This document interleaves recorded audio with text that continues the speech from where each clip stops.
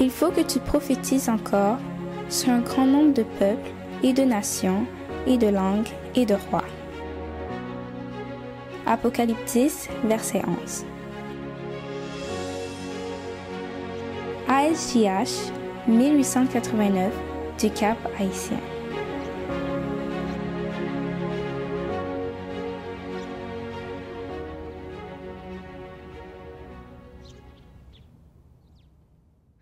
Chers amis, c'est notre 5e courte présentation, il va nous rester 15 autres à voir ensemble. Je vous rappelle que cette série a pour thème « Réponse aux objections trinitaires ». Le texte que nous voyons aujourd'hui se trouve dans le premier livre de la Genèse. Il s'agit de Genèse 1er verset 26. Lisons-le. Puis Dieu dit, faisons l'homme à notre image. Fin de lecture. Certaines personnes supposent que l'on peut trouver la doctrine de la Trinité dans le premier chapitre de la Bible. Ils déclarent cela parce que le mot hébreu, Elohim, traduit par « Dieu », est pluriel, et ils croient que les pronoms pluriels de Genèse 1 verset 26 soutiennent également la doctrine de la Trinité. Le mot hébreu, Elohim, est pluriel, mais il n'indique jamais une pluralité en se référant au vrai Dieu. Chaque fois qu'Elohim est utilisé en se référant au vrai Dieu, il a une signification singulière. Lexique de l'hébreu dans l'Ancien Testament. L'appel le pluriel de la majesté et un autre lexique hébreu dit que lorsqu'il se réfère au vrai Dieu, c'est un pluriel intensif ayant une signification singulière. Il y a quelques exemples dans la Bible où Elohim a une signification singulière même en se référant aux hommes ou aux faux dieux. Exode 7 verset 1 et 1 Roi 11 verset 5.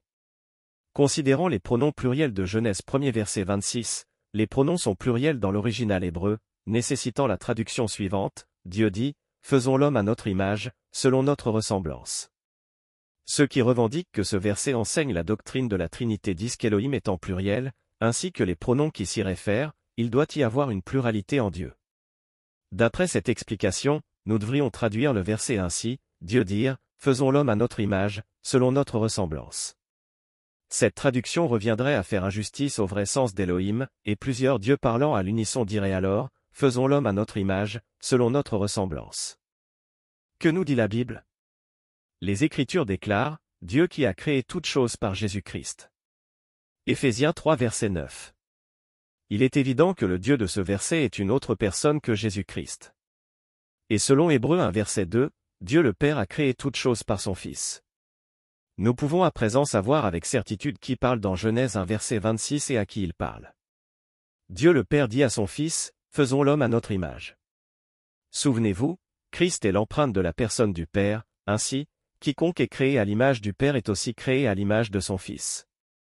Commentant Genèse 1er verset 26, Ellen White écrivit dans The Spirit of Prophecy, volume 1, pages 24 et 25. Dès que la terre fut créée et peuplée d'animaux, le Père et le Fils mirent à exécution le dessein qu'ils avaient conçu avant la chute de Lucifer, créer l'homme à leur image. Ils avaient collaboré dans la création de la terre et de toute créature vivante. Alors Dieu dit à son Fils, faisons l'homme à notre image. Fin de lecture. C'est ainsi que se termine notre 5e présentation. Recevez la paix de l'Éternel notre Dieu, au nom de son seul Fils engendré Jésus-Christ.